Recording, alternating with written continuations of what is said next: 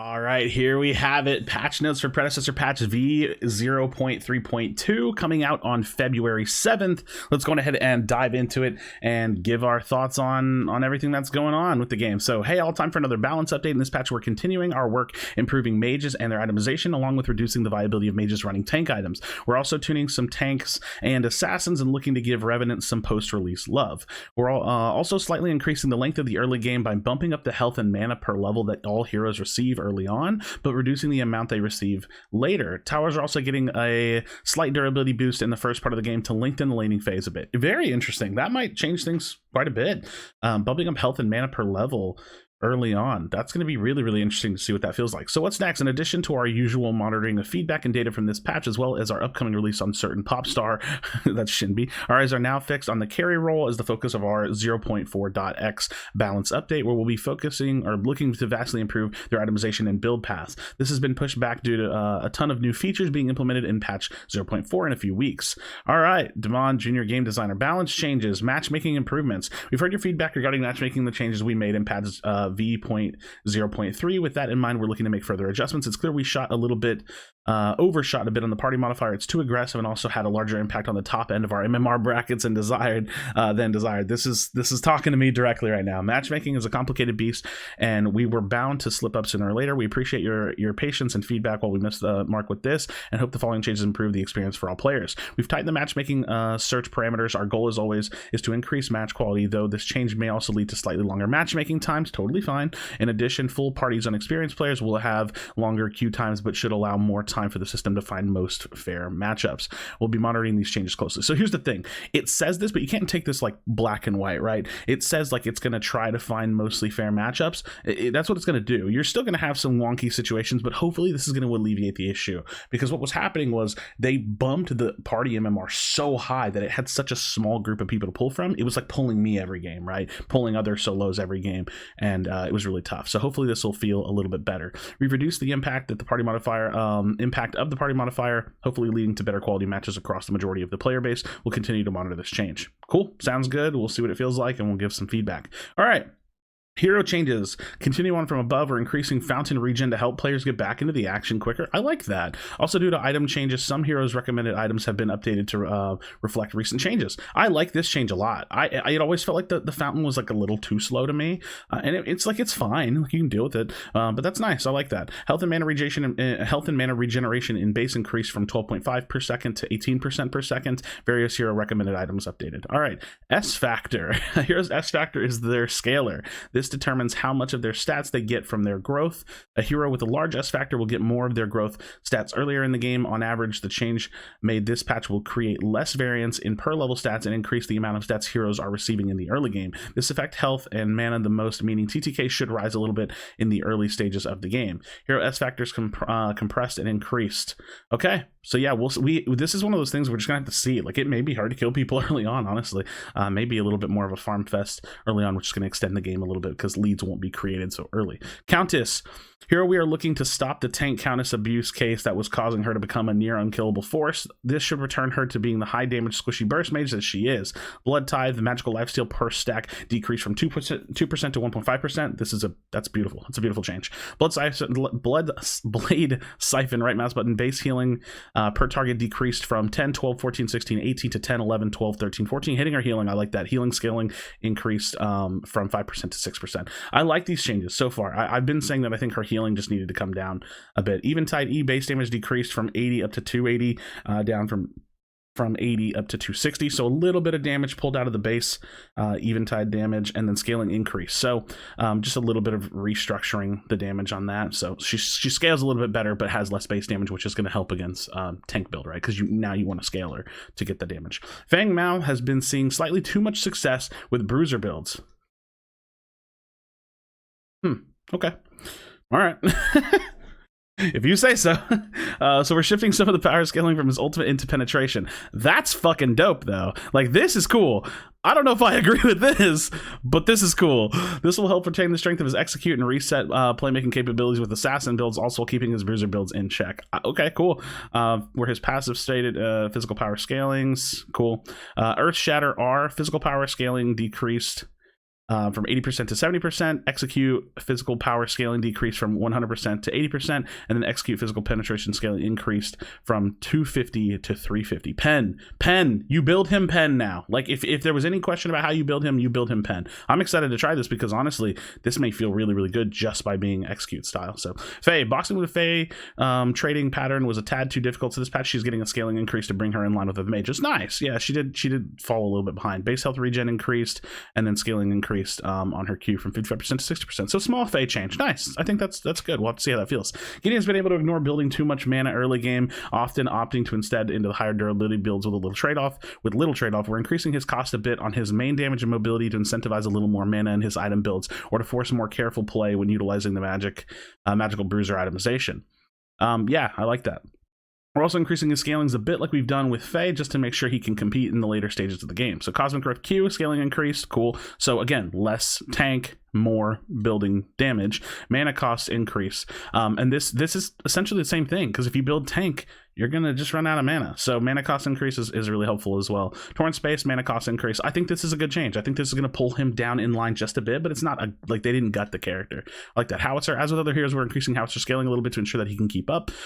There's a bug fix with his slow grenades. The description, cool.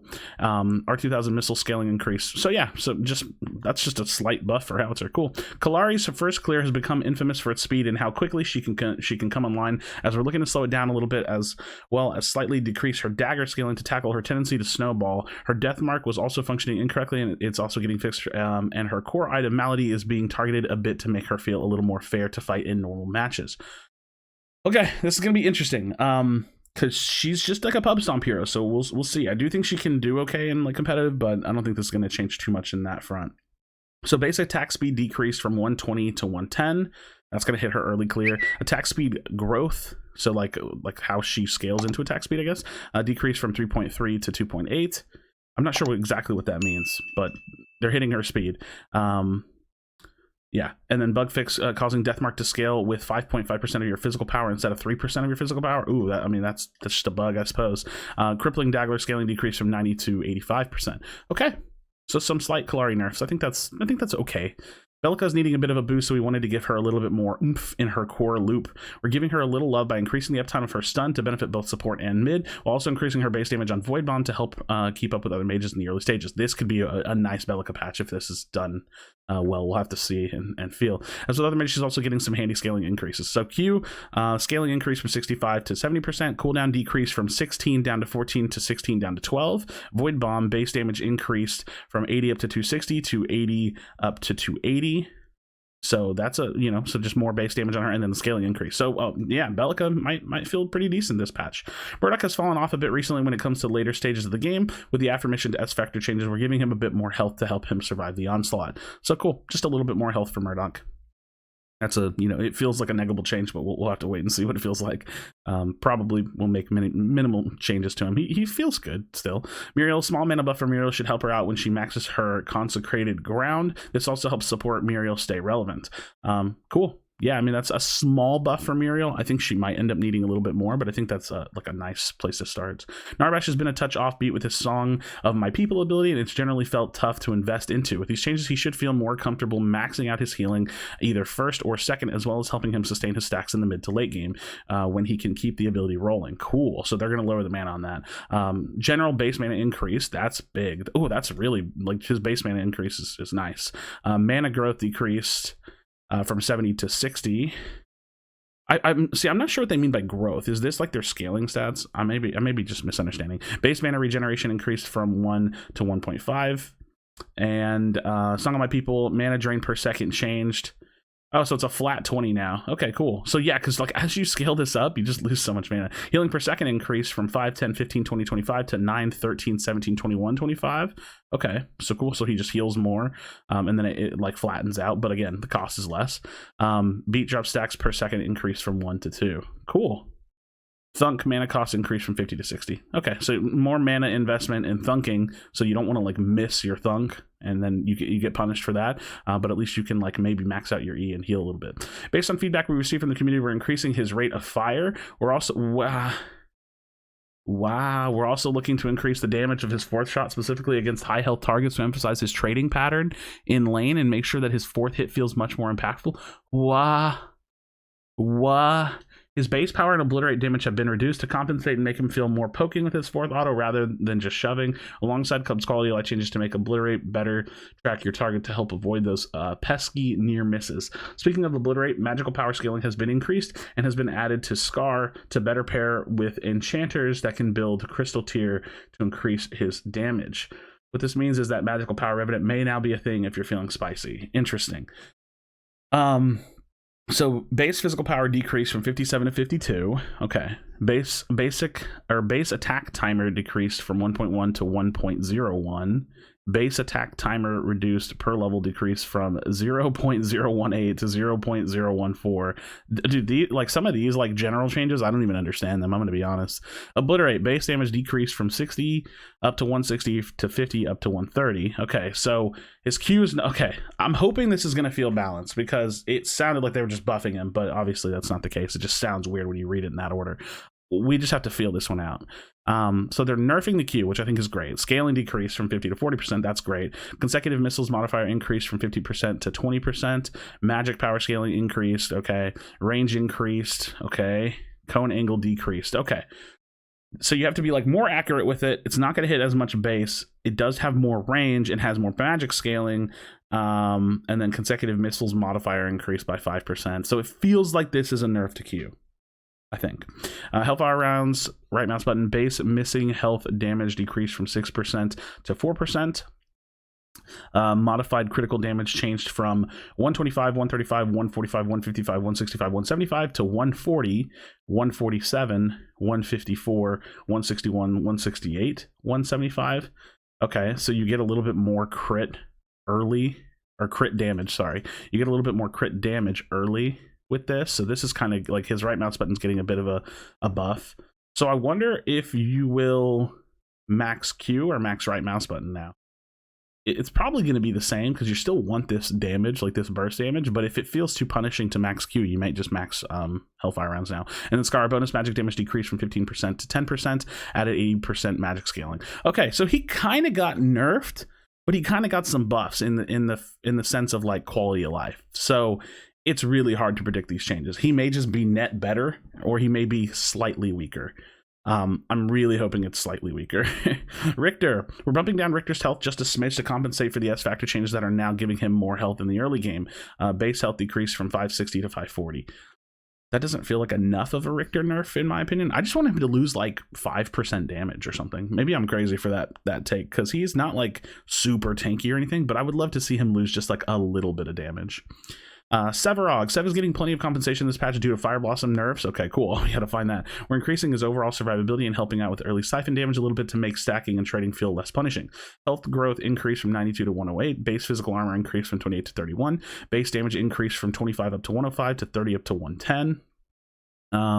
Cooldown decreased on his right mouse button in the early stages. Wow, Sev just got a nice buff. That's cool.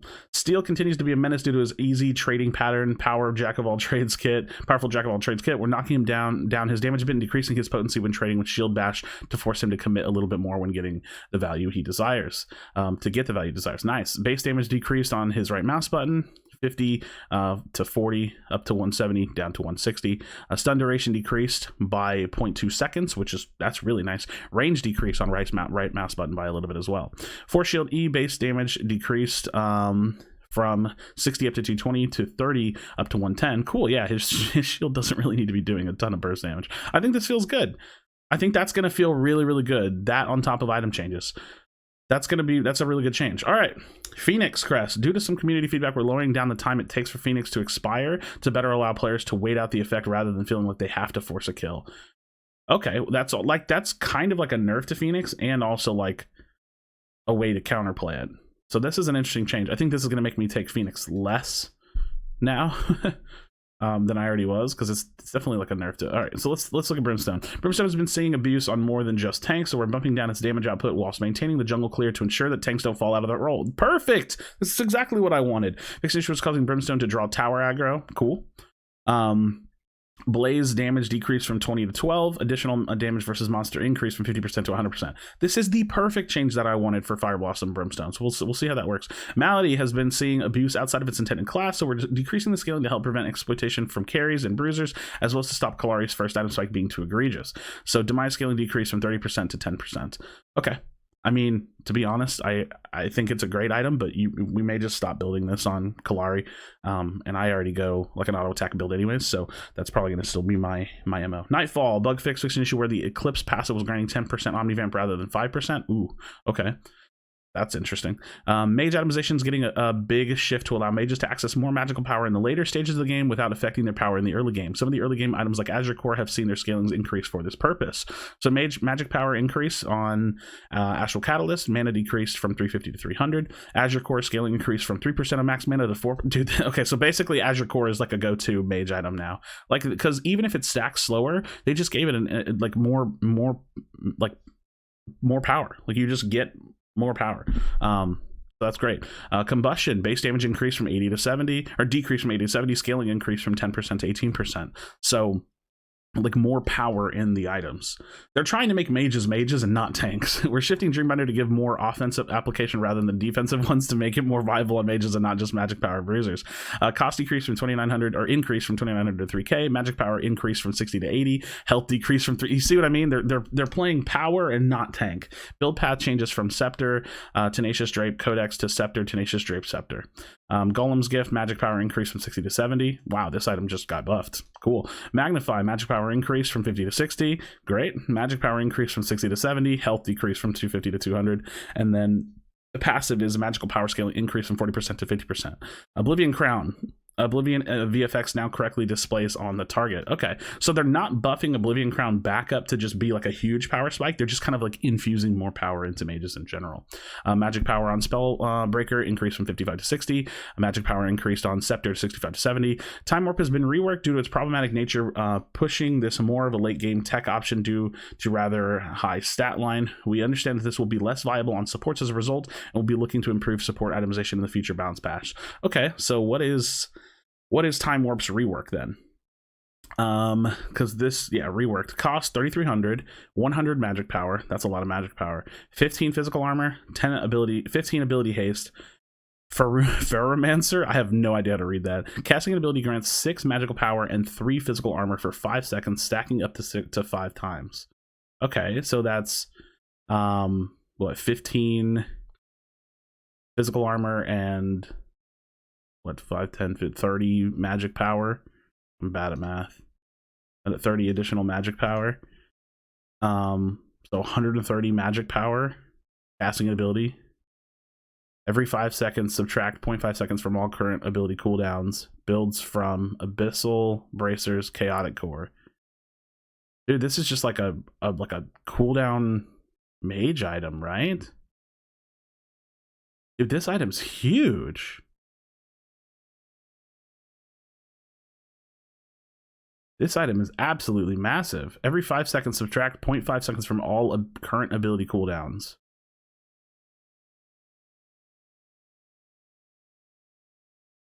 Huh.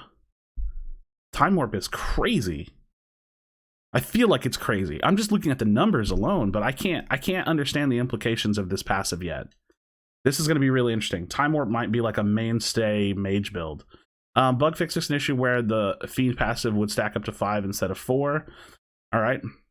Dynamo, small damage decrease, scaling decrease from 5% to 4%. Nice, that's a good place to start. Fire Blossom, we're making similar changes to Fire Blossom as we did to Brimstone. We're also blocking Brimstone from being bought in conjunction with Fire Blossom to avoid abuse cases. Nice. Now blocks Brimstone from being bought out whilst owned.